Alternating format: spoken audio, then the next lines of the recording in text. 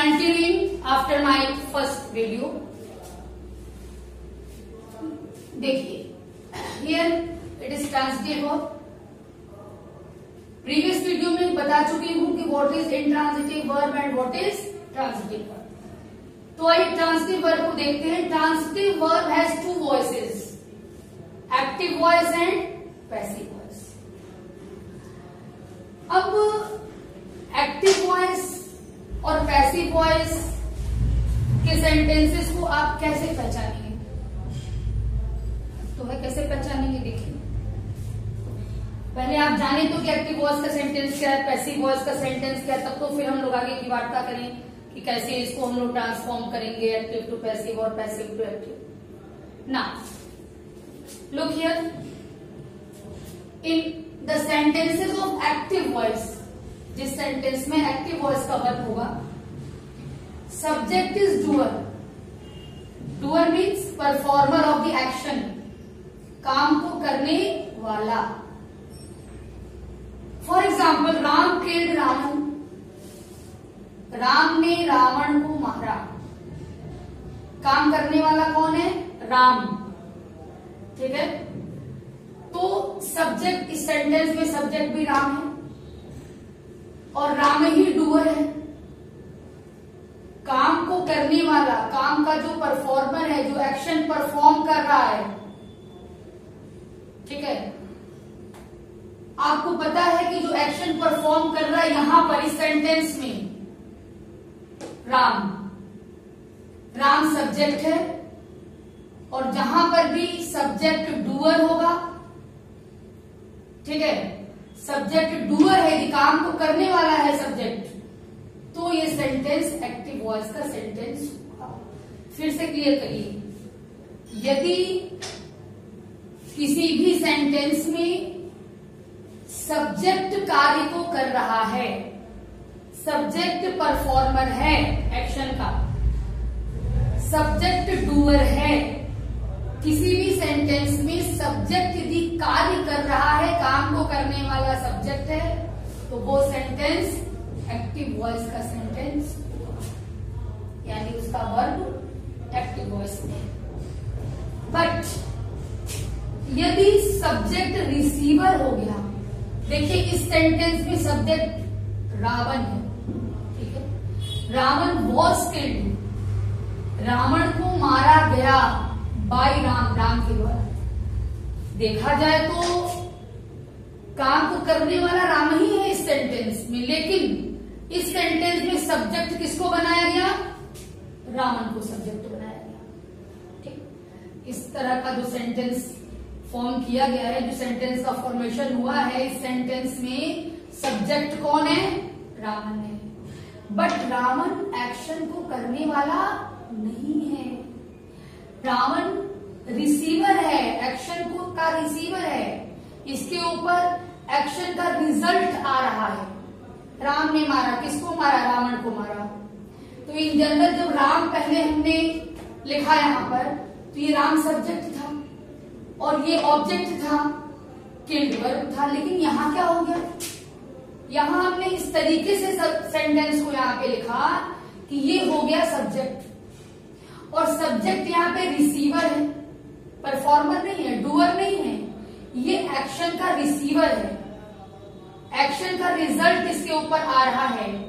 तो इस तरह का जो सेंटेंस होगा जिसमें सब्जेक्ट रिसीवर है, वो सेंटेंस पैसिव वॉइस का सेंटेंस होगा. देखिए, थोड़ा सा इसमें कंफ्यूजन आपके माइंड में आ सकता है. जैसे बताया जाता है कि किसी भी सेंटेंस में जो काम को करने वाला होता है वो सब्जेक्ट होता है, कहा जाता है, या जिसके बारे में about which something is said is subject, ये भी होता है.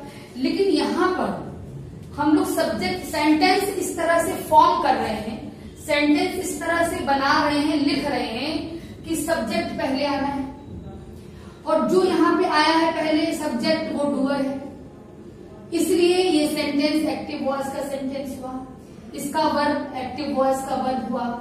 और यहां पर देखिए, रावण पहले आ गया, मतलब ऐसा लग रहा है जैसे मैं रावण के बारे में ही बात कर रही हूं. कहा गया ना, about which something is said, ये भी कहा गया. तो किसके बारे में यहाँ पे बात हो रही है? रावण के बारे में। मेन हमने किसको बनाया? रावण को बनाया। यहाँ पे रावण को सब्जेक्ट हमने बना दिया और ये डूअर नहीं है, ये रिसीवर है। इसलिए ये सेंटेंस जो है जिसमें कि सब्जेक्ट रिसीवर हो गया, उस सेंटेंस को हमने क्या कहा? पैसिव वॉइस का सेंटेंस कहा। उस वर्ब को मैंने पैसिव वॉइस का वर्ब कहा। देखिए मेन डिफरेंस की। एक नॉर्मल लैंग्वेज में लोग ये भी कहते हैं कि जहां सब्जेक्ट मेन है तो वो एक्टिव वॉइस का सेंटेंस है, जहां ऑब्जेक्ट मेन है वहां पैसिव वॉइस का सेंटेंस है। लेकिन इससे बेहतर है कंफ्यूजन दूर करने के लिए कि भाई सेंटेंस में जो भी अफर्मेटिव सेंटेंस होगा, डिक्लेरेटिव सेंटेंस जो भी होगा, तो सबसे पहले सब्जेक्ट आता है उसमें, ठीक है। जैसे इसमें ये सब्जेक्ट है, इसमें ये सब्जेक्ट है, तो यदि सब्जेक्ट डूअर है तो इसका मतलब ये सेंटेंस एक्टिव वॉइस का सेंटेंस है। यदि सब्जेक्ट रिसीवर है तो इसका मतलब कि ये सेंटेंस पैसिव वॉइस का सेंटेंस है। ये समझने का एक तरीका है, कौन सा सेंटेंस एक्टिव वॉइस का और कौन सा सेंटेंस पैसिव। अब इसके बाद ये समझना होता है जो आपके सिलेबस में है कि how to change the sentence from active to passive और पैसिव टू एक्टिव से पैसिव कैसे बनाएंगे, पैसिव से एक्टिव कैसे बनाएंगे। तो पहले हम लोग सीखेंगे कि एक्टिव से पैसिव कैसे बने, ठीक है। जब नंबर पढ़ते हो बचपन में तो पहले 1 2 3 4 5 6 7 8 9 10 पढ़ते हो, और जब इतना सीख जाते हो तब फिर तुम अपोजिट चलते हो 10 9 8 7 6 इस तरह से। तो पहले सीधी प्रक्रिया जानिए, what is the process of making active voice to passive voice. किस तरह से हम एक्टिव वॉइस को पैसिव वॉइस में चेंज करेंगे, या किस तरह से एक्टिव वॉइस के सेंटेंस को हम लोग पैसिव वॉइस के सेंटेंस में चेंज करेंगे, ये हमें सीखना है। सबसे पहली बात मैं बता दूं, देखिए हर चीज केवल बोर्ड पे राइटिंग करने से नहीं होता है, कुछ आपको माइंड में रखना पड़ेगा।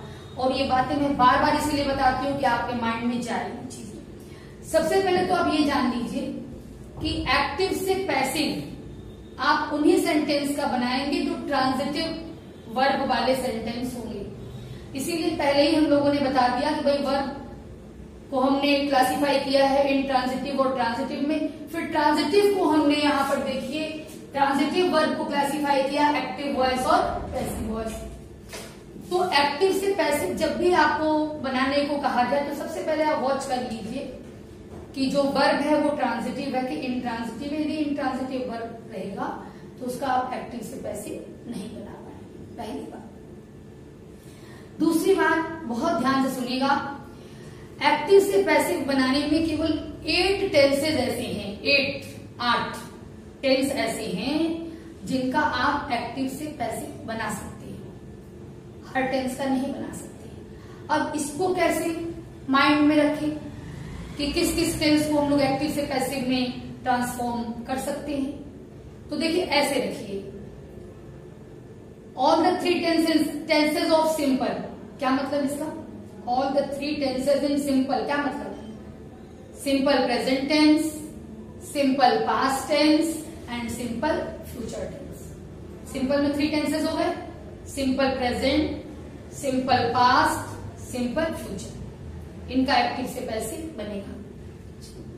अब आ जाइए आप परफेक्ट में। इसमें भी ऑल द 3 टेंसेज मतलब present perfect, past perfect, future perfect, तीनों का एक्टिव से पैसिव बनेगा। All the 3 tenses can be changed from active to passive. इसके बाद देखिए 6 हो गए हैं, सिंपल के 3 और परफेक्ट के 3, 6 हो गए। अभी 2 टेंसेज और हैं जिनको आप एक्टिव से पैसिव में ट्रांसफॉर्म कर सकते हो। क्या? Present continuous and past continuous, यानी कंटिन्यूअस में 2 टेंसेस, प्रेजेंट एंड पास्ट। तो टोटल 8 टेंसेस हो गए जिनको आप एक्टिव वॉइस से पैसिव वॉइस में चेंज कर सकते हो, या ये भी कह सकते हो कि केवल 8 टेंसेस ऐसे हैं जिन्हें हम पैसिव वॉइस में एक्सप्रेस कर सकते हैं। तो वो 8 टेंसेस कौन है जिनको हम पैसिव वॉइस में एक्सप्रेस कर सकते हैं? All the 3 of simple. All the 3 of simple means simple present, simple past and simple future. इसी तरह से परफेक्ट में present perfect, past perfect and future perfect. और कंटिन्यूअस में two, present continuous, past continuous. तो इस तरह से 8 टेंसेस का हम लोग एक्टिव से पैसिव कर सकते हैं। ठीक, अब इसके बाद कुछ जनरल रूल्स होते हैं बेटा, जो कि हर टेंस के सेंटेंस में इंप्लीमेंट किए जाते हैं। वो जनरल रूल्स क्या है पहले उनको आप समझ लीजिए, उसके बाद टेंस वाइज मैं आपको बताऊंगी कि किस तरह से आप एक्टिव सेंटेंस, एक्टिव वॉइस के सेंटेंस को पैसिव वॉइस के सेंटेंस में ट्रांसफॉर्म करोगे, और साथ साथ में टेंस के बारे में भी बताती जाऊंगी। और वीडियो बहुत केयरफुली आप लोग देखिए बेटा, बार बार सुनिए उसको, बातें दिमाग में बैठेंगी आपके। देखिए नाउ द फर्स्ट रूल बेटा, देखिए क्या है एक्टिव से पैसिव बनाने का। जो एक्टिव का सेंटेंस आपको दिया रहेगा, ठीक है, एक्टिव वॉइस के सेंटेंस का जो सब्जेक्ट होगा वो पैसिव वॉइस के सेंटेंस का ऑब्जेक्ट बन जाएगा, और एक्टिव वॉइस के सेंटेंस का जो ऑब्जेक्ट होगा वो पैसिव वॉइस के सेंटेंस का सब्जेक्ट बन जाएगा। ठीक, तो ये तो 2 रूल्स हो गए। थर्ड रूल, पैसिव वॉइस के सेंटेंस में हमेशा वर्ब के थर्ड फॉर्म का यूज होता है, चाहे वो किसी भी टेंस का सेंटेंस हो। जब भी पैसिव वॉइस का सेंटेंस होगा तो वर्ब का थर्ड फॉर्म यूज करेंगे। नेक्स्ट, पैसिव वॉइस का जब सेंटेंस आप बना रहे हो तो पैसिव वॉइस का जो ऑब्जेक्ट होगा, पैसिव वॉइस के सेंटेंस का जो ऑब्जेक्ट होगा उसके ठीक पहले in general B Y by का यूज होता है। ये तो एक शॉर्ट में मैंने रूल बताया आपको। अब जब मैं टेंस वाइज आपको सिखाऊंगी कैसे एक्टिव वॉइस को चेंज करोगे पैसिव वॉइस में, तब आपको बेटा और क्लियर होगा। फिर भी ये रूल्स आपके माइंड में होना चाहिए, ठीक है। और अब नेक्स्ट वीडियो आप देखिए आगे के लिए, ठीक है। उसमें मैं आपको टेंस वाइज पढ़ा के और फिर उसमें एक्सरसाइज दूंगी आपको।